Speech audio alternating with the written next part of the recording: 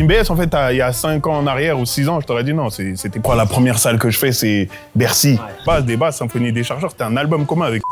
Est-ce que tu l'as regretté, cette phrase? Il y avait une envie de m'éteindre, c'est une envie très claire de m'éteindre. Est-ce que ça t'a fait du mal à ta carrière, ce clash? Oh baby, comment tu vas, mon ref? Comment tu vas? Enfin. Enfin. On finit par se voir. Enfin, depuis le temps. J'ai fini de lâcher des coms sur ton YouTube.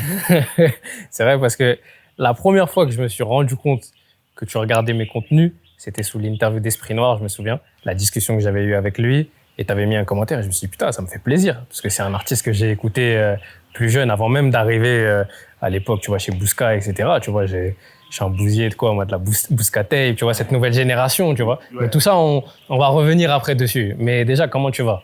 Ça va et toi? Écoute, moi, ça va. Je tiens à préciser, tu vois, pour les gens qui regardent, c'est qu'on est actuellement en train de tourner un docu ici en Côte d'Ivoire sur le rap, etc., tu vois, où je t'ai contacté, on s'est branché, et on est en train de capter des artistes, on est en train de faire pas mal de choses sympas.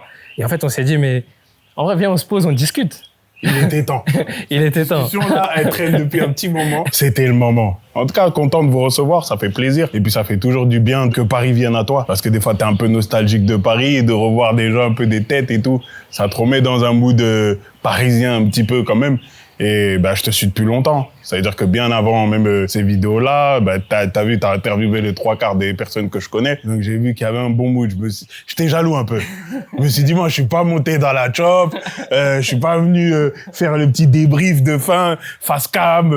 Je me suis dit, un jour, je vais faire. Là, c'est aujourd'hui. Après, j'ai vu Esprit. J'ai dit, oh, plus Esprit. Et j'ai dit, voilà, maintenant, je vais mettre ma tête. Donc voilà, ça fait plaisir. Ça fait plaisir, franchement, ça fait plaisir de fou. La première question que j'ai envie de te poser, c'est, tu vois, tu l'as dit toi-même là en parlant un peu, nostalgique un peu de Paris. Ouais. Pourquoi la Côte d'Ivoire, sachant que bon, c'est ton pays d'origine, hein, mais pourquoi tu as choisi de venir t'installer ici, de venir travailler ici? Est-ce que tu peux me faire le débrief un peu de toutes ces dernières années où t'es passé un peu de la lumière plus à l'ombre, mais à une ombre, on va dire, positive, tu vois, où tu continues de travailler dans ce milieu-là, etc., que tu me fasses un peu le débrief de tout ce qui se passe depuis. Et j'ai jamais vraiment été fan de la vie urbaine on va dire, de Paname. Je me suis toujours dit, je vais bouger à un moment donné. Et je le disais dans mes sons. Un jour, je vais partir, je reviendrai jamais. Je le disais dans le 3/4 de mes chansons. Un jour, je m'en irai. Et c'était pas des blagues. C'était pas, genre, je le disais pas pour la rime. Je me suis senti plus à l'aise quand j'étais plus à Paris. T'as vu cet environnement anxiogène, etc., etc. Ça me disait plus rien. Au bout d'un moment, t'as vu, t'as fait tes concerts, t'as fait tes salles. Bien avant même on va dire, percer dans le rap, j'avais déjà tout vu. Parce que quand je suis déjà, ne serait-ce qu'un rookie, il y a déjà Soprano qui m'invite à son Bercy. Donc je crois la première salle que je fais, c'est Bercy. T'as La Fouine avec sa tournée à la base des bases, si on recentre bien la situation. La musique, c'est une passion, mais c'était pour aider la daronne financièrement. Et voilà. Une fois que j'avais sécurisé la daronne, construction, maison, bled et tout, j'avais l'impression que j'avais accompli quelque chose. Donc il y avait une part de quelque chose qui me pesait en moi, qui avait quitté mon cœur et vas-y, après, c'était plus passion. Ok. Et est-ce que cette passion dont tu parles, qui t'a animé pendant pas mal d'années, est-ce que tu as réussi à la garder ou en fait, en entrant dans ce milieu, cette passion, elle a un peu disparu? Parce que la question que moi j'aime poser, c'est est-ce que vous arrivez à rester passionné quand ça devient un travail et que ça y est, en fait, tu sais que c'est ça qui va te faire en vivre. Il y en a qui disent oui, il y en a qui sont fatigués un peu de ce milieu-là. Toi, où est-ce que tu te positionnes? Moi, je dirais justement même que c'est une fois que tu gagnes de l'argent, que tu vois si la personne, elle est passionnée. D'accord. C'est plus dans le sens inverse, en fait. Parce que tant qu'il n'y a pas d'oseille, eh ben, on est toujours passionné. Parce qu'il n'y a pas d'oseille. Donc, notre justificatif, c'est de dire qu'on le fait par passion. Donc, c'est plus... c'est un prétexte, hein. Voilà. C'est une manière de dire, ouais, bon, il n'y a pas d'oseille, on va dire, on fait ça par passion. Mais c'est trop facile de dire ça en vrai de vrai. Mais une fois que tu gagnes de l'argent, bah, c'est comme je parlais avec un pote une fois. Moi, je dis toujours que donne de l'argent et du pouvoir à un homme et c'est révélateur de sa vraie personnalité. Au début, quand on est au quartier ensemble, j'ai pas d'argent, je vais te payer à manger. Parce que je sais que le lendemain, c'est moi qui est susceptible de pas avoir d'argent, donc tu vas me payer à manger. Dans la galère, on est toujours ensemble. Parce qu'on sait qu'on est dans la même galère. Une fois qu'on a de l'argent, c'est là que c'est révélateur de la vraie personnalité. Parce que là, tu dis, oh, mais lui, depuis qu'il a de l'argent, c'est devenu un radin. Non, non, non. En fait, il était juste pauvre. Ouais, ok. Je sais pas si tu vois la nuance. Maintenant qu'il a de l'argent, là, on voit si c'est un vrai gars. C'est comme quand on dit, ouais, Dieu, des fois, il t'éprouve. en te laissant pauvre pour voir si tu es fidèle à lui, et il te donne de l'argent pour voir si tu vas garder cette fidélité ou cette foi envers lui. Parce que des fois, les gens, ils n'arrivent pas à faire la distinction. En fait, c'est ça. Des fois, c'est une épreuve. Et des fois, quand tu donnes de l'argent et du pouvoir, c'est là que tu vois la vraie personnalité. Des fois, il y a des gens qui te disent « Ah ouais, lui, depuis qu'il a percé, il était arrogant. » Non, c'est juste qu'il était pas connu. Donc, tu peux pas être arrogant dans l'anonymat. C'est ça, en fait. Ok, j'ai capté. Aujourd'hui, c'est quoi la différence pour toi entre la Côte d'Ivoire et Paris? Ne serait-ce qu'en cadre de vie, par rapport au travail, etc., que tu fais ici, ce que tu faisais à Paris, c'est quoi les points de différence? Le mode de vie, le soleil, pas de lettres de l'URSSAF, de la CAF, des impôts. C'est relou. Ça veut dire que t'es là, tu survis. Ça veut dire que tu sors là, t'as pas l'impression de sortir la tête de l'eau. Et moi, en fait, dès que j'ai commencé à prendre mon premier billet dans la ZICMU, j'ai commencé à investir. J'avais envie de casser ce cycle des parents. De HLM, taf que tu kiffes pas trop, crédit sur 30 ans, t'as des enfants, tu les élèves en même temps, tu payes un crédit, tu mets assez de côté pour que eux aussi derrière puissent prendre un crédit. Et je voulais casser le cycle de la pauvreté en vrai de vrai. Parce que ma daronne, elle a souffert. Et je veux pas cette éducation financière de vivre dans la souffrance, toujours être dans la revendication de oui, on est des Noirs, on a des droits. On dit à Rome, fais comme chez les Romains. Comme je l'ai dit dans la révolte. La France, tu l'aimes ou tu la quittes, mais avant qu'elle m'aime, je voulais déjà qu'elle m'acquitte. Je rentre au bled, en fait. Que de venir me plaindre et devenir un pseudo-révolutionnaire sur les réseaux sociaux. Si je m'écoute, chaque semaine ou chaque mois, je suis en train de faire une marche pour un petit qui est mort dans tel coin, un petit qui est mort dans quel coin. Psychologiquement, même, ça te met une haine du pays qui est inutile. Est-ce que tu penses pas que là, tu vois, par exemple, toi, tu viens au bled, ça, tu le vois, tu vois qu'il y a des petts trucs, tu le dis, j'aurais fait des marches, etc., machin, mais est-ce que c'est pas aussi un combat que tu aurais aimé mener avec ton influence, tu vois, que tu avais, et tu vois, il y a des gens que ça leur tient à cœur et tu te dis, peut-être que j'aurais aimé mener ce combat aussi. En fait, je peux accompagner le combat, mais je peux pas être leader d'un combat. Pourquoi ? Parce que pour moi, et ça c'est ma vision personnelle, être leader d'un combat, c'est déjà avoir un certain bagage intellectuel. Souvent, on me dit, je peux prendre la parole, mais je pense pas avoir cette légitimité-là, donc je peux que accompagner le mouvement. T'es un meilleur orateur, si ma visibilité est tête, vas-y, je t'accompagne. Mais venir parler et ensuite raconter n'importe quoi quand la caméra sera sur moi, je desserre tout le mouvement, en fait. Et j'ai cette crainte-là de desservir un mouvement. Ceux qui sont plus aptes et habilités à le faire, faites-le. Nous, on back derrière. Nous, notre spécialité, c'est la musique. Et on revendiquera dans nos chansons. C'est mieux. Maintenant qu'on a mis en place tout le contexte de pourquoi on est en Côte d'Ivoire, maintenant tu es ici, tu bosses toi chez Sony Africa, mais ça on y reviendra, tu vois, un peu plus tard dans la discussion. Moi j'aimerais revenir à un moment donné que moi j'ai énormément consommé la musique, tu vois, c'est un moment dans l'histoire du rap, on va dire, parce que ça fait partie de l'histoire, c'est cette période un peu Booska Tape. En fait, on généralise souvent cette période, on met Booska Tape parce qu'en fait, c'est eux qui avaient fait un projet, c'était Booska P qui avait fait un projet où ils avaient réuni un peu tous les jeunes talents de cette période. Il y a des artistes qui étaient pour, d'autres qui ont exprimé leur mécontentement par la suite. Tu vois, je pense à un Sadek qui s'était exprimé aussi un peu en mode « Ah, cette période-là, au final, c'était pas si ouf que ça, etc. » parce que ça a voulu nous mettre comme une relève, etc. Toi, quel souvenir tu gardes de cette période et avec du recul, comment est-ce que tu la perçois? Est-ce que c'était une période positive ou négative? Positive, parce qu'en fait, on fait avancer le mouvement. Après, c'est une étiquette qu'on nous a donnée et nous, on a joué avec. Et moi, j'avais pas ce problème d'étiquette-là. C'est-à-dire que ça déconcertait certaines personnes. Pourquoi? Et je vais te dire le pourquoi du comment maintenant. Parce que c'est quelque chose qui a pas été dit. C'est qu'en fait, c'est les anciens. Quand on regardait les interviews de certains rappeurs, ils critiquaient beaucoup la relève. Ils mettaient des balles, ils mettaient des pics, ils mettaient des petits sous-entendus dans des punchlines, où des fois c'est de l'ego trip. Mais les gens, ils le prenaient personnellement. Parce que moi, dès qu'on a fait Freestyle 2012, on commençait à parler... Lampe torche, là. Wesh, on connaissait même pas bien le texte. Petite guerre des étoiles, on est en mode quelqu'un est en train d'écrire dès l'escalier, ça dès qu'il écrit dans sa voiture, l'autre veut regarder ce que l'autre il a écrit, et déjà on pensait déjà à faire un album commun comme la Mafia Quinfri en fait. Donc on avait cet esprit d'union qui est très uni. C'est les anciens qui nous ont tués en vrai de vrai. Et après, je pense qu'on était unis parce qu'on jouait avec des billets de Monopoly. On était millionnaires en vue seulement. Il n'y avait pas d'argent. Il n'y avait pas d'argent à cette époque-là, il n'y avait pas de stream. Le stream c'est venu après, hein. Vraiment après. Parce qu'on parle de année 2012, le streaming c'est venu en 2016-2017. C'est-à-dire que pendant 4 ans, on a eu cet éternel marathon de succès d'estime jusqu'à que la musique elle devienne rentable. C'est là, après, on a commencé à rentabiliser, à créer un écosystème. Au-delà des doyens, au-delà des petites balles perdues que vous pouviez recevoir, est-ce que tu penses aussi que l'argent vous a un peu séparés? Ben, l'argent, ça divise les gens, forcément. Après, c'est une expression toute faite, mais je pense que oui. Comme on dit toujours, chacun voit midi à sa porte. Au début, on est en bleu sang.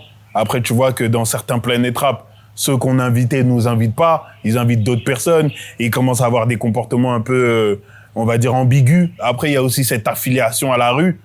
La rue, quand elle commence à rentrer dans ta musique, on va dire qu'elle te met dans une sorte de matrice où, maintenant, tu commences à changer un peu. À être un peu hautain, à être en mode, vas-y, t'as vu, je suis avec des mecs de la street, donc faut que j'ai un comportement de la street. Non, les gars, venez, on parle français, on n'est pas des voyous.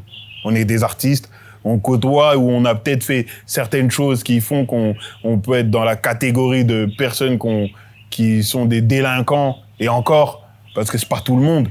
C'est peut-être les gens qui nous entourent qui sont un peu plus dangereux, mais ce petit côté-là, faudra l'assumer après derrière. T'as soulevé un point en disant que, tu vois, toi, t'étais déjà un peu dans l'ego trip, je suis le boss de la relève, etc., machin. Il y a une phrase qui est très ressemblante, et je pense que tu sais de laquelle je vais te parler. Forcément. Forcément. Cette phrase culte. Cette phrase culte qui t'a valu, je pense, beaucoup de soucis. Après, à toi de nous en parler, de nous dire ce qui s'est passé par la suite de ça, tu vois, parce qu'en fait, moi, je voyais ça de loin et je me disais, ouais, mais qu'est-ce qui se passe et tout. Mais en fait, dans Panam Boss, tu dis, je suis le boss du 9-3 et j'ai des punchlines de bâtard. Et en fait, cette phrase de je suis le boss du 9-3, elle a été mal perçue par certains artistes, certains acteurs du 93, tu vois, parce que pour les gens qui ne le savent pas, le 9-3, c'est un concentré de haine. Ouais, de haine, mais c'est aussi un truc de... Il y a aussi cette fierté de venir du 93. Quand je dis un concentré de haine, c'est ça, ouais. On va dire de testostérone. Voilà, et en fait, c'est que tout le monde est fier de son département. Et quand toi, tu l'as dit, tu t'étais mis en ego trip. Je suis le boss du 93, j'ai des punchlines de bâtard. Qu'est-ce que ça veut dire à ce moment pour toi de le dire? Et qu'est-ce qui se passe à la suite de cette phrase? En fait, ce qui est important, c'est que faut contextualiser la chose. Parce qu'en vrai de vrai, le morceau s'appelle Panam Boss. On se dit être les boss de notre discipline et on sait tous que quand tu parlais de punchline, c'était mon nom qui était cité, en vrai de vrai. Tu vois ce que je veux dire? C'était pas je suis plus fort du 9-3. Parce que je sais très bien, et on avait une discussion en off, il y a ceux qui ont posé les fondations, il y a les doyens qui sont là, et il y a des piliers du 93 que tu ne peux pas faire bouger. Mais est-ce que justement, au moment où tu l'écris cette phrase, t'as pas ce sentiment de dire peut-être que, et attention, je dis pas que tu l'as fait, mais c'est une supposition, mais tu dis pas peut-être que je vais manquer de respect à ces doyens-là qui pourraient peut-être mal percevoir cette phrase-là, tu vois? Ben non, parce qu'en fait, ces doyens-là, je les connais soit de près, soit par affiliation. Genre, je te donne un exemple. Je ne peux pas manquer de respect à Ali B. Montana. Il me connaît depuis que je suis petit. Alino, qui est son frère, c'est mon gravon de ouf. Donc, déjà, ça, c'est nul et non avenu. J'aime tellement mon 93 que, vas-y, c'était pas possible. En fait, pour toi, c'était pas un manque de respect. C'était une phase comme une autre. Et après, t'as vu, les gens, ils en ont pris un prétexte pour en faire une cause. En fait, je pense qu'il y avait... une envie de m'éteindre. Derrière. Non, il y avait une envie de m'éteindre. Okay. C'est une envie très claire de m'éteindre. Et viens, on se dit la vérité, en ayant pris du recul. Si tu prends le 93 et que tu parles en termes de punchline et d'écriture, j'étais dans la lignée de Despo, de trucs, etc., de ma génération. 93, je parle bien de ma génération. Parce qu'il y avait des gens qui étaient extrêmement forts, mais ils n'étaient pas de mon truc. T'avais Gizmo, mais c'était 9-2. T'avais Niro, relou. Mais c'était Blois, c'était pas 93. Donc, dans le 93, j'ai des punchlines de bâtard. Et je dis pas, je suis le boss du rap français, parce que à cette période-là, t'as des Medine qui sont relous, t'as des Youssoupha qui sont relous, donc je sais me jauger dans l'échelle de Richter de l'écriture. Mais tu sais que, parce que tu vois, par exemple, là, on parle d'autres départements, on parle d'autres artistes, et chaque département, de toute façon, a sa fierté, etc., tu vois. Mais tu le sais, toi, qu'en disant 93, tu sais que ça va te mettre dans une posture où ça peut être relou. Je sais pas si tu vois ce que je veux dire. En fait, il y a trop d'ego, trop de fortes têtes qui peuvent mal prendre ce truc. Oui, en fait, c'est quand tu regardes le bruit que ça a fait, tu te dis, ah ouais, j'avoue quand même. Est-ce que tu l'as regretté, cette phrase? Non. Okay. En fait, à partir du moment où c'est rime instinctive et que c'est pas fait pour blesser, tu peux pas regretter un acte qui est pas fait pour blesser volontairement. Pourquoi je dirais, non, je suis fort, mais il y a un tel qui est meilleur. En fait, c'est le truc qui a été mal pris, mais quand tu regardes bien le clip, on met tout quasiment tous les acteurs du game en disant c'est des boss de Paname. Mais les gens, ils n'ont pas relevé cette partie-là. Ce qui les intéressait, c'est de chercher la petite faille. Ben non, parce que on met des gens du 93 dans le Peucli en disant que c'est les boss aussi. Donc en fait, quand ils sont dans le Peucli, c'est quoi? Je veux dire que je suis plus des boss qu'eux? Non. Parce qu'il y a des gens que je respecte et qu'à chaque fois que je les vois, ah, grand frère, ça va? Je crois qu'il y a Mac Taylor dans le clip, dans Paname Boss. Jamais de la vie. Mac Taylor, c'est Patrimoine du Ghetto, c'est 9-3 Tu peux pas test, c'est Tandem, c'est 93 Hardcore. Même dans mes rêves les plus fous, jamais de la vie je vais là-bas. Parce que c'est l'une des personnes qui m'a donné envie de rapper. On va se dire que je suis son élève. Parce que j'écoute de lui et c'est par rapport à ses tournures de phrases que je vais essayer de trucs. Quand Mac Taylor est dans le Peucli, c'est plus en mode « regarde grand frère, j'ai réussi à aussi poser l'étendard du 93. » Jamais c'est « grand frère, regarde, je te montre que je suis le boss. » Je suis pas fou. Jamais. À la suite de ça, mais pas mal d'années plus tard, en vrai, pour rester dans ce thème 93, ouais. Tu vois, tout à l'heure, tu parlais de 93 hardcore, ouais. Tu vois, 9-3, tu peux pas tester, etc.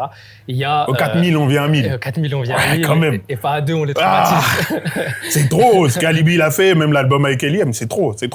Mais j'avais trop de respect pour eux. Mais tu vois, pour rester dans cette lignée 9-3, à un moment donné, il y a une très belle initiative, tu vois, qui est prise par Fianso, tu vois, qui fait 93 Empire. Ouais. Et en fait, dans 93 Empire, on retrouve pratiquement l'entièreté de tous les acteurs 9-3, tu vois, que ça soit du créateur de contenu au rappeur, etc. Ça fait beaucoup polémique à l'époque, ça fait beaucoup parler, parce que toi, tu n'y es pas. Mais le rap sait et le public sait aussi qu'il y avait des petits antécédents de friction avec Fianso. Et en fait, on ne comprend pas vraiment, tu vois, parce que lui aussi, il est dans sa démarche de réunir. Et il réunit pratiquement tout le monde. On voit même Tandem qui se réunit, tu vois, dans ce clip. Et en fait, il en manque deux. Il manque toi et Despo. Tu vois. Sefiu aussi, non? Sefiu, mais peut-être parce qu'il était peut-être aussi en mode ombre, etc. Alibi Montana aussi. Alibi aussi. Alibi. Il manquait du monde. Mais toi, ton absence fait beaucoup parler. Ouais. Toi, comment tu l'expliques, si tu peux nous l'expliquer? T'as vu, je sais pas si on rentre dans un truc où on doit peut-être pas en parler. Ouais, sinon, on peut en parler. Bah, en fait, si tu veux, ça revient sur ma punchline d'avant.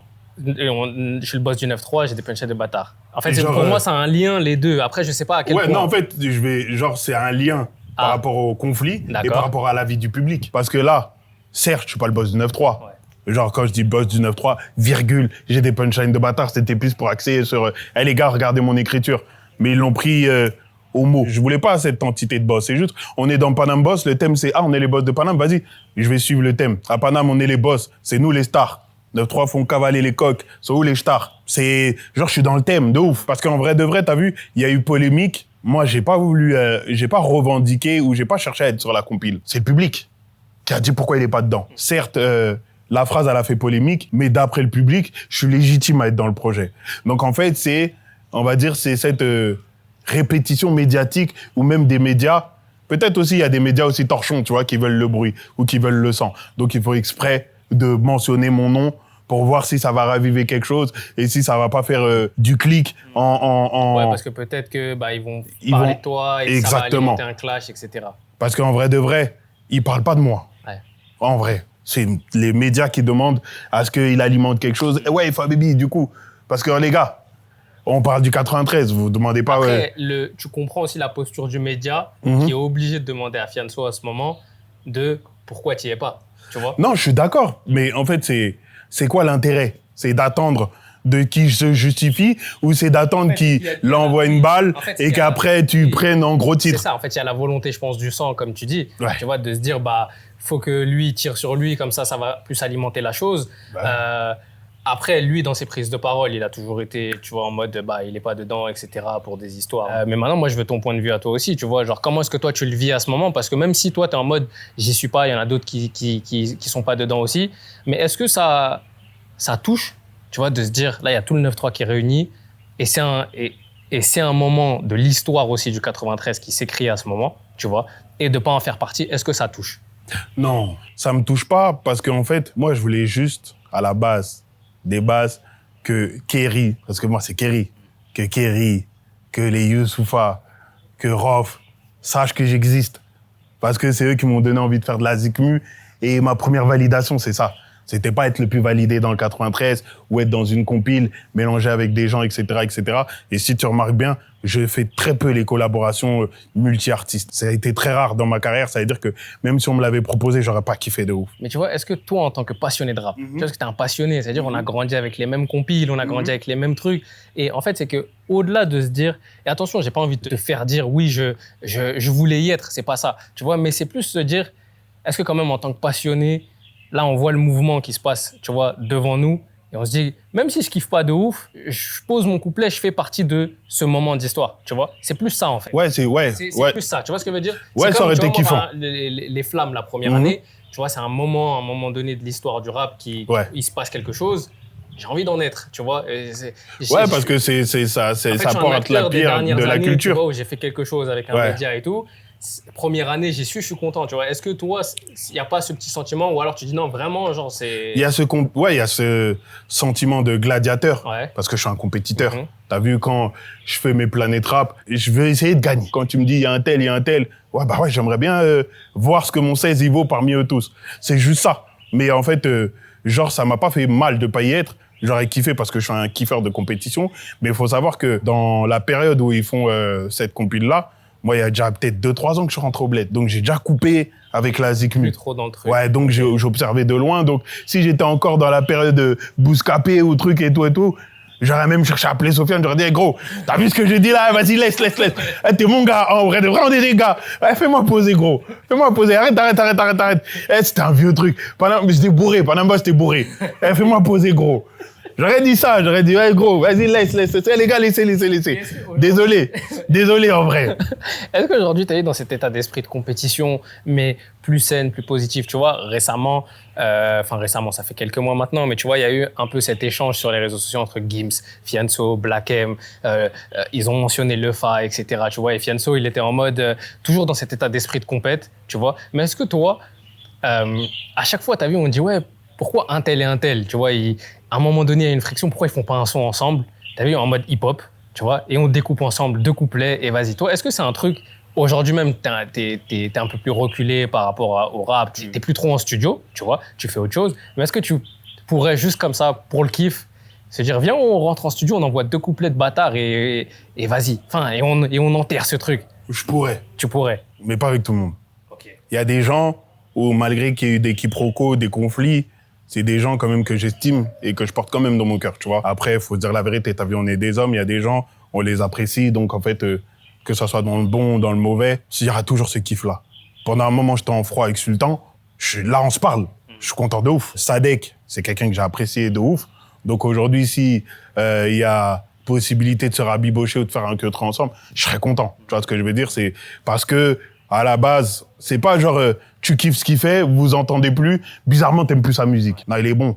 Aujourd'hui, des personnes avec qui je suis pas en mauvais terme, mais par exemple demain je suis en froid avec Steve Fresh et Esprit Noir, c'est des artistes que je kiffe de ouf. Ami, je kiffe de ouf, H Magnum, je kiffe de ouf. Demain, si je m'entends plus avec eux et que je me rabiboche, je serais content. Parce que j'écoute. J'ai pris en exemple des gens avec qui je suis pas en mauvais terme pour bien te situer le truc. Donc ouais, forcément. Parce que c'est la passion, elle prend le dessus sur l'ego. Après, là, c'est l'inverse. Quand t'es un peu plus jeune, l'ego prend le dessus sur la passion. Donc, en fait, c'est vilain. Donc, on se dit, vas-y, t'as vu. Vas-y, il y a des pics qui ont été envoyés. Tu vas vouloir faire le premier pas. On va te voir comme un mec qui a un truc. Or qu'en grandissant, tu te dis, c'est une qualité d'homme de faire le premier pas. Mais quand t'es plus jeune, tu te dis non, c'est un truc de victime, en fait. En grandissant, tu te rends compte que c'est le plus mature qui fait le premier pas. Mais quand t'es jeune, tu te dis non. Vas-y. En fait, il a gagné le combat. C'est pour ça que tu vas. Mais du coup, est-ce qu'aujourd'hui, avec ce recul-là, t'as encore de la rancœur envers certains acteurs de ce milieu-là, ou alors, même là, tu vois, tous les noms qu'on vient de citer, tu es en mode, il y a eu des trucs à un moment, aujourd'hui, c'est derrière, en fait. C'est derrière. C'est derrière. Tu peux t'asseoir autour d'une table aujourd'hui avec ces gens et discuter? Je sais pas.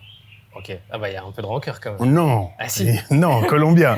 Qu'est-ce que tu fais, là? C'est plus une interview. Vous essayez de me saboter. Ryan, il rigole. Mais vous êtes méchant. Non, je rigole. Non, quand je dis s'asseoir, c'est trop dit. Parce qu'en fait, t'as vu, il y a eu des quiproquos et de non-dits. Donc, en fait, avant de s'asseoir avec des gens, faut toujours crever l'abcès. Moi, je pars du principe. C'est juste ça. C'est dans mon idéologie. Mais tu vois, ça, c'est juste, en fait, c'est pour ça que ça rejoint, tu vois, ce que tu disais juste avant. C'est qu'en tant qu'homme, tu vois, aujourd'hui, t'as pris ce recul et que crever cet abcès-là, tu vois, c'est en mode, c'est pisse, quoi. C'est juste, t'as vu Sadek, bien ou quoi? Bien. T'as vu, la dernière fois, c'était un quiproquo, gros. Ouais. Ah, viens, on fait un son. 9-3 baby, c'était lourd ou c'était pas lourd? Viens, on fait un son mort. Tu vois ce que je veux dire? Je vais pas te dire désolé, mais dans le ton que je vais prendre, tu sens que je suis. Que t'es désolé. T'as capté.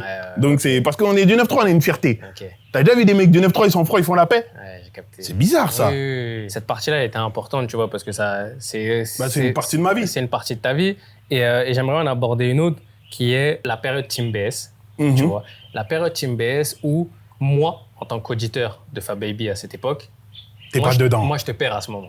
Tu me perds, hein. Je te perds à ce moment. Parce qu'en fait, je suis en mode, je comprends. Parce qu'en fait, moi, déjà plus jeune, j'étais grave en mode essayer d'analyser, de comprendre les moves des artistes, ce qui se passe, etc. Bon, moi, bah, tu connais, j'étais dans les premiers projets, la symphonie des chargeurs, les trucs. Donc, c'est un registre totalement différent de ce qui va se passer derrière avec Team BS, même si il y a des morceaux où tu gardes ton ADN, où tu rappes, tu vois, tes couplets sont rappés, etc. Mais on se dit, là, il y a un groupe qui est en train de s'ouvrir à autre chose, qui est en train d'aller chercher une autre dimension, ce qui est, c'est louable, tu vois, parce qu'en fait, il faut s'en sortir à un moment, et si c'est par ce biais-là, bah, let's go.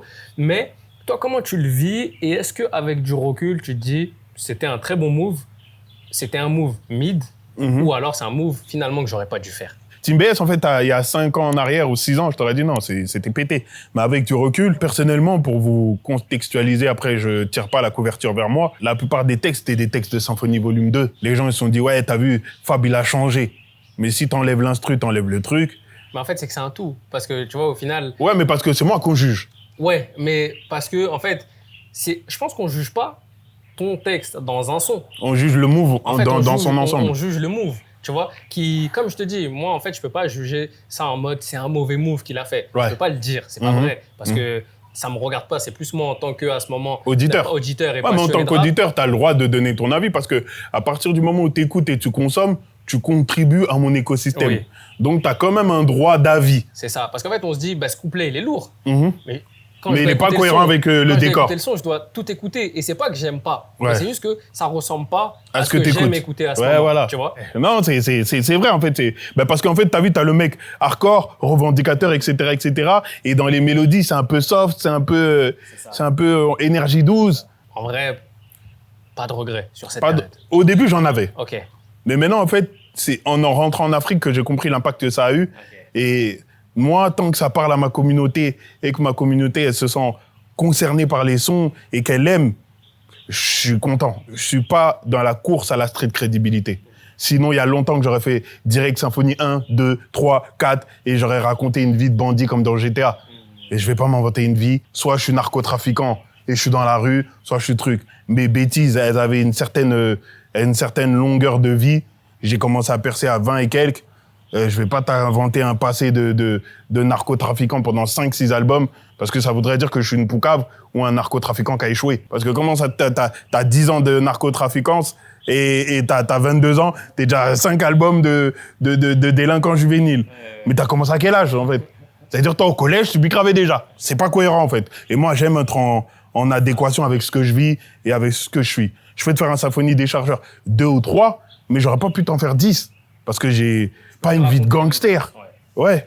C'est une vie de petit mec de cité qui se débrouille, qui a fait ses conneries comme il a fait ses bonnes choses, point barre. Et je vais pas me porter l'étiquette du représentant des délinquants. Non. Tu vois, on parle de Team BS et dans Team BS, bah, y a un acteur important dans ta carrière à toi qui est La Fouine. Et en Fouini fait, Babe. Fouini Babe. Et j'ai pas envie d'exclure, au moment où on parle de La Fouine, un Despo qui est aussi un acteur important de ton début de carrière. Moi, je veux que tu me parles de ces deux artistes. Despo, ben, déjà, quand tu es avec le meilleur lyriciste, c'est compliqué. Pour toi, c'est le meilleur lyriciste? Largement. En fait, si tu veux, après, j'en ai découvert d'autres. Mais à ce moment-là, c'est le Despo. Ouais. Mais même Despo, je comprenais pas tout. C'est comme MC Solar ou Lino. Même un Medine, quand on est jeune, c'est dur de comprendre toutes les phases politiques. Après, c'est vrai que Medine, tu peux pas tout comprendre. Ouais. Mais ce qui est bien, c'est que quand tu comprends pas tout, tu réécoutes. Ouais. Et Despo, c'est le meilleur. Et pour vous dire, à la base des bases, Symphonie des chargeurs, c'était un album commun avec Despo. À la base. Donc en fait, les cris 93, la Symphonie des chargeurs, tout le monde m'a trouvé au-dessus de la moyenne. Non, j'essayais juste d'être au niveau de Despo. Okay. Parce que le gars qui était en face... En fait, vous l'avez écrit ensemble, vous avez travaillé ensemble. En fait, il travaillait des titres de son côté, je travaillais des titres de mon côté, et je voulais que on voulait enlever des couplets, faire des trucs, etc., etc. Donc quand je fais Cri 93 ou quand je fais des c'est la Saint-Valentin featuring la batte de baseball, c'est une dédicace à lui parce qu'à la base, il est dans ce mort. C'est pour ça que quand je te fais la Saint-Valentin, Despo, il connaît tout le texte. Il kiffe ce que je fais, oui, mais c'est parce qu'on a un projet commun et que il m'a mis le pied à l'étrier et il m'a fait évoluer dans les tournures de phrases, dans le truc, mais il était déjà... En fait, c'était une... On va dire... bon, on n'admire que Dieu, mais on va dire que c'était une... Je sais pas comment trouver le mot, mais... Non, on va dire on se kiffait mutuellement, artistiquement. Oui, ok. Ouais, c'était un respect mutuel, quoi. Exactement. Un respect artistique. Mais c'était plus... vas-y, il va dire quoi, là Dinguerie. Quand il dit, quand je me regarde, je m'inquiète. Quand je me compare, je me rassure. C'est en grandissant que je comprends la phrase. Au début, moi, je te back, mais parce que je suis ton gars, je te back. Ouais. Mais après, en grandissant et en mûrissant, je dis, ah ouais, je dirais une dinguerie. Des fois, quand il parle, je comprends pas. Il dit, ouais, mon cœur est piqué par 1 million d'aiguilles quand je fais la bise aux parents d'un ami qui m'a trahi. Mais la punchline, genre, c'est trop. C'est trop. Ben, c'est lui qui a porté le premier flambeau. Et après, c'est Lafouine. Lafouine, en fait, si tu veux, on va dire le diamant brut, où je sais que je suis un diamant, c'est grâce à Despo. Le gars qui peaufine le diamant, c'est Lafouine. Et pourquoi j'ai kiffé être avec Lafouine? Parce que certaines de ses qualités étaient mes faiblesses et vice-versa. Par exemple, il avait des punchlines. Moi, j'avais une autre tournure de punchline. Et il était dans le chant. Moi, je chantais pas. Donc... ça s'apportait mutuellement en studio. Mais j'apprenais plus de lui parce qu'il y avait le bagage derrière, tu vois. Donc, en fait, c'est... Ah ouais, on peut chanter en vrai. Et même dans les concerts, tu vois comment ça rend. Parce que lui, il te fait papa, il te fait du ferme, il te fait avant qu'elle parte, il te fait plein de morceaux. Ma meilleure, mais c'est des dingueries. Il te fait des hits, et puis moi, j'arrive au moment où il a son prime. Ce que j'aimais, c'est qu'il était ouvert. C'est-à-dire que des fois, je lui dirais, Laouni, t'as vu cette punchline, elle est bien, tourne-la comme ça. Et Laouni, ce que j'aime, c'est voir sa passion. En fait, tu peux pas être un rookie, être à côté de Laouni, parce que t'es là où t'es un rookie, t'as fait 2 sons, t'es content de toi, t'as fait 2 sons dans la journée. T'entends que Laouni, il est venu le soir, il en a fait 6. Mais 6 pour de vrai. Ça y est, c'est comme, genre, j'exagère pas. C'est un peu comme... Dans son esprit, c'est un éternel rookie. En ayant beaucoup consommé tes titres et t'es revenu, tu vois, 2-3 fois sur vraiment des sons dédiés à ça, donc soit mère seule, soit père absent, mais en tout cas, ça se tournait toujours... C'est axé sur la daronne. C'est axé sur la daronne. Aujourd'hui, quel regard elle porte sur tout ce parcours, tu vois, de tous ses débuts avec ses hauts, avec ses bas. La deuxième question, pour que tu répondes à tout en même temps, c'est est-ce que tu as renoué les liens aussi avec ton père? Parce que, en fait, dans Père absent, tu vois, on a l'impression que...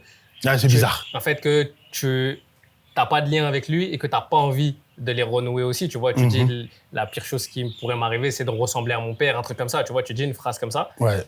Aujourd'hui, ça en est où? Quel regard il porte? Est-ce que tu as renoué le contact avec ton daron? Ouais, j'ai renoué. Okay. J'ai renoué parce que de l'eau a coulé sous les fusils à pompe. Et c'est normal qu'on renoue quand même. C'est important. Et en fait, tu seras jamais complet si tu connais pas tes parents, en fait. C'est juste ça, en fait. C'est dans mon devoir d'homme, me connaître un peu mieux, être un peu plus épanoui. Après, t'as vu, on va toujours dire que sois reconnaissant déjà qu'on t'ait mis au monde. Puis le daron aussi, t'as vu comme il est prof de droit, les gens lui mettaient déjà des balles perdues. Okay. T'as vu, le daron, il est fier de WAM, mais t'as vu, c'est les darons, on va dire, t'as vu quand t'es petit peu, et que le daron, on va dire, qu'il se casse de la baraque sans du jour au lendemain, alors que t'as vu, t'es le dernier petit garçon. Ton père, il est parti à quel âge? J'étais en primaire. Ok. Donc tu vois le bail. Ouais. Derrière, on est combien? On est à la baraque, 4 grandes sœurs. Ok. Toi, t'étais le seul garçon? Je suis le dernier. T'es le dernier. Et un grand frère. Les 2 grands frères. La daronne, elle fait 2 boulots. Elle est aide-soignante. Ouais. Et en même temps, elle fait le ménage. Et tu vois, à la recherche du bonheur. C'est ça, l'histoire de moi et ma daronne. Okay. C'est on est en bleu sang dans le métro, partout où elle va, elle m'emmène. Le lien, il est indescriptible. Ça veut dire qu'aujourd'hui, peut-être que si j'avais eu un regret, c'est ce regret-là, peut-être d'avoir pas fait un album qui a pété avec une aisance financière et que c'est pas genre une grande villa que je fais directement à la daronne. Mais est-ce que t'as pas l'impression qu'on est constamment à la recherche de ce sacrifice et qu'en fait, ce qu'elles veulent, c'est du temps? Parce que tu vois, j'en parlais avec Ryan là, hier, je crois, ou avant-hier. Je lui disais dinguerie. Genre, depuis que je suis arrivé, ma mère, je lui réponds 1 fois sur 3. Et en fait, elle m'écrit à 9h, je lui réponds à 17h parce que je suis en mode taf, parce que je suis en mode, ça, je le fais aussi, parce que j'ai envie que ça nous apporte plus, etc. Et que, en fait, finalement, ça se répercute sur elle. Sauf qu'elle, elle veut quoi? Elle veut juste que je lui réponde en vrai, tu vois. Et en fait, c'est des trucs aussi où, quand je vois des artistes qui en parlent, tu vois, en fait, on allait en show, on allait en concert pour nos parents, sauf que quand ils sont partis, finalement, c'est avec Esprit, j'en parlais. Tu vois, il disait que le moment où il a perdu sa mère, tu vois, paix à son âme, c'était, il revenait d'un show, etc. Et qu'en fait, il s'est dit, mais là, j'ai perdu du temps de fou. Au final, tu vois, le truc, tu vois ce que je veux dire? Ça m'a touché un peu. Ouais, c'est moi aussi. Et en fait, ça fait réfléchir. Et en fait, on est tous, chacun dans nos métiers respectifs. Et en fait, je me dis, quand est-ce que on aura ce recul de se dire, mais attends, est-ce qu'on a besoin de faire tout ça pour faire plaisir à nos parents? On a besoin parce qu'on est des éternels bâtisseurs.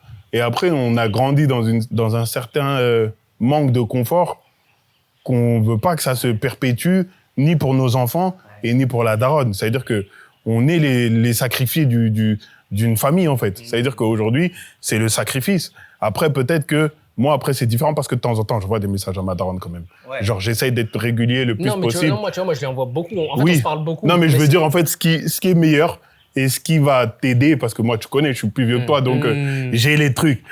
En fait, c'est quand t'as le temps dans une matinée, fais une vidéo. Une longue vidéo de 1 minute. Visuel. T'as capté? T'as capté. Comme ça, elle voit. Un truc. T'as capté. C'est vidéo. Ah, maman, aujourd'hui, je vais faire ça. Tu peux juste. T'as vu comme tu fais tes face cam? 1 minute, tu lui envoies. Et t'as refait sa journée. Je vais l'appeler en fast time après, je vais vider tout. T'as vu, il me reste 400 émos, je vais les vider dans Tu as tout vidé. Et tu viens et je te jure qu'elle va être contente. Parce que la vidéo, c'est un. Elle me voit, elle. T'as capté. Donc, elle a pas besoin de se demander que son fils, il va bien. Parce que tu l'as dit dans la vidéo. Et même si tu dis ça va pas, elle l'aurait vu. Pour finir, en vrai, cette discussion, j'aimerais la finir sur le nouveau chapitre de ta vie, en vrai. Tu vois, qui est là où on est aujourd'hui, qui est Sony Music Africa. Un move que beaucoup n'ont peut-être pas compris. Moi-même, tu vois, j'ai pas compris à l'époque. Je vois, wesh, comment Fababy, il est nommé. Au début, je me dis, je sais même pas, il est nommé quoi chez Sony Music, tout ça, mais en Afrique. Je me dis, ça y est, en fait, il a raccroché, il est plus rappeur, tu vois.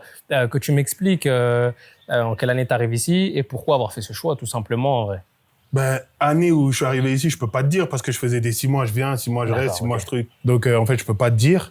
Mais pourquoi ce choix? Voilà, c'est ça plus la question. Pourquoi ce choix de poste? De poste ou ce choix de vie? Parce qu'en fait, c'est les deux. Parce qu'en vrai, ça va ensemble. Quand tu choisis ce poste, tu choisis une autre vie, en vrai. Déjà, cette envie comme je l'avais dit au début, cette envie de voir ailleurs. Et c'est la dépression artistique, je pense. La dépression artistique, elle est différente des autres. Parce que tu dois garder ce masque de clown où tu fais comme si tu étais toujours content, tu étais toujours heureux, tout va bien. Mais en fait, intérieurement, tu as vu chaque petit move qui est fait dans l'industrie et qui change de ton quotidien ou de ton naturel, t'impacte. Et vas-y, chez moi, c'est le bled, en fait. Ça veut dire que je suis plus heureux, l'amour qu'on te donne, il est inconditionnel. Même toi, t'as vu, t'es venu ici, t'es écouté, même t'es vu jusqu'ici, et c'est des gens, tu vois, dans leur téléphone, ils t'arrêtent comme si t'étais des leurs. Ça veut dire, il n'y a pas cette barrière de couleur, déjà. Parce qu'ils se disent pas... on est ensemble. Ouais, on est en bleu sang. En fait, ils voient que t'es un mec qui est allé interviewer des gens qui essayent de s'en sortir. Toi-même, dans tes vidéos, on voit que t'es un petit jeune de banlieue qui essaye de s'en sortir. Ah, t'es un des nôtres. Il n'y a pas cette barrière de couleur, il n'y a pas cette barrière de nationalité, il n'y a pas cette xénophobie où ça essaye de créer des lois pour que Colombiens ne viennent pas ici. Et quand tu vois l'euphorie de comment on te reçoit, mais regarde, tout le monde fait des photos avec Watt. En mode, on a vu ton média. T'es fort, on veut ce petit moment-là avec Colombiens parce que ça a touché à un moment donné notre cœur. C'est juste ce petit instant de vie-là. Il n'est pas monnayable. Ouais, qui fait du bien de fou. Et on dit souvent que la Côte d'Ivoire est la plaque tournante de la musique en Afrique de l'Ouest et en Afrique de l'Est ou en Afrique centrale, c'est le Congo. C'est les deux, en fait. Donc, c'est important. Donc, déjà, pour remettre le contexte, c'est Elvis qui me propose. Elvis qui vient me voir et qui me dit hey Fab, ce serait important que tu sois dans mon équipe. Juste Elvis, pour contextualiser, c'est... Elvis, c'est le patron de Sony. Patron de Sony, ok. Patron. Et lui, il me connaît depuis longtemps. C'est-à-dire qu'il a vu Aya, les petits Bramsito que j'ai repérés. Il a vu quand je suis le premier à emmener Niska. Après, c'est pas tout le monde qui est au courant, mais je suis le premier à ramener Niska en radio. Donc, quand il va chez Génération Truc, Lina Mayem, la première fois qu'elle rentre au studio à 16 ans, c'est Wam aussi. En fait, c'est que tu avais déjà une vision. Ouais, et je conseille aussi Kirchhoff. Alex Kirchhoff, qui est aujourd'hui le patron de Capitol. Ouais. Il était DA là-bas chez Barclay. Même le nom Millennium Barclay, c'est moi qui le trouve. Ça veut dire qu'il me propose Barclay. Après, il me propose plein de noms. Après, il me dit, qu'est-ce que t'en penses? Et il dit Millennium Barclay parce que c'est s'installer sur des millénaires.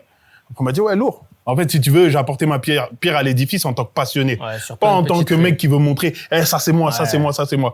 Et j'ai toujours eu ce complexe-là de pas le dire. Et tu sais, pour faire un petit clin d'œil à Joss, le frère de Franglish, c'est lui qui m'a dit, bah non, en fait, Fab. Au States, ça se fait normalement. C'est juste que nous, on a une mentalité truc. Si tu l'as fait, dis-le. C'est ton travail. Dis-le. Aujourd'hui, j'ai investi au bled, j'ai échoué. Là, aujourd'hui, j'ai des terrains, construit une baraque pour la daronne. T'as des zones, je suis dans une zone où t'as vu, il y a des terres, il y a une terre qui est pas loin, investissement, tu en voilà, agriculture, etc. Je me développe. Mais pour moi, tant que c'est pas accompli, j'ai pas envie de le dire. Mais c'est là où Mbeko, il me dit non, t'es en train de faire, tu dis. Parce que tu donnes la voix aux autres. Parce que c'est l'intelligence économique. Parce que là, si toi, en tant que porte-parole et modèle pour certains jeunes, tu le dis pas, ils vont aller mettre leur argent dans des bouteilles et des chichas. Donc, t'as un devoir. C'est là où ton devoir, ton action, entre guillemets, panafricaine, elle commence. T'es né de parents issus de l'immigration, t'es rentré au bled, t'as commencé à investir. C'est là que ton action, elle intervient. Peut-être pas dans les marches où tu vas jouer les intellectuels du coin, mais c'est là, juste par tes actions et les raconter en disant, l'Afrique, il y a quelque chose à faire là-bas. C'est là que t'apportes ta pierre à l'édifice. J'étais passionné. Hein. T'étais passionné. C'est ça. C'est important. C'est important. Je pense qu'on a fait le tour. On a fait le tour du monde. On a fait le tour du monde. On est revenu ici, à Abidjan. À la maison. À la maison. En tout cas, franchement... Je voulais te remercier déjà pour ton temps. Merci à vous d'être venu. Avec plaisir. Nous, c'était important pour nous de déjà faire ce docu, qu'on a sorti sur le rap en Côte d'Ivoire. Ouais. Et en parallèle, en fait, comme on s'est dit, mais en fait, viens, on se pose, on fait une interview plutôt que de s'arrêter uniquement au docu où en fait on ne pourra même pas aborder tous les thèmes qu'on a abordés lors de cet échange. Donc un grand merci à toi pour ton temps et je te laisse le mot de la fin en vrai. Merci à tout le monde, surtout merci à Colombien, merci à Ryan, c'est important toujours. Parce que moi je dis toujours que les gens dans l'ombre, ils ont une grande part de responsabilité dans la réussite de ceux qui sont en lumière. C'est paradoxal parce qu'ils sont dans l'ombre, mais c'est l'ombre qui emmène la lumière. Donc c'est toujours important de rendre les lettres de noblesse à ceux qui sont dans l'ombre et qui contribuent au mouvement. Je vais pas me rendre hommage à moi-même parce que ce serait inutile et bête, mais rendre hommage à ces personnes-là parce que, mine de rien, ils créent un équilibre. S'il y avait plus de gens comme ça, comme Ryan autour de toi, et que Dieu t'en donne encore plein des gens comme ça, psychologiquement, t'auras pas les mêmes problèmes que j'ai eu. C'est des gens qui te créent un équilibre, ils sont là pour toi, t'as quelqu'un avec qui parler. Le problème du Star System, c'est que des fois t'as des soucis, mais comme vous êtes des amis du Star System, vous savez tu sais pas avec qui discuter sincèrement, parce que demain tu peux parler avec un tel, demain peut-être qu'il t'entend qu'il l'a répété à un autre rappeur. Donc merci à vous, merci aux intermittents du spectacle, merci à tout le monde, et voilà, à la prochaine. Hein. C'est carré, écoute, merci beaucoup Fab. On est en bleu sang. On est ensemble comme en décembre. Et puis nous, on se dit à la prochaine. Hein. Comme je vous ai dit, il y a le documentaire du rap en Côte d'Ivoire, ils nous ont très bien accueillis, qui est sorti. Il y a cette interview et on continue. Hein. On continue le tour du monde, hein, le beat. On enchaîne.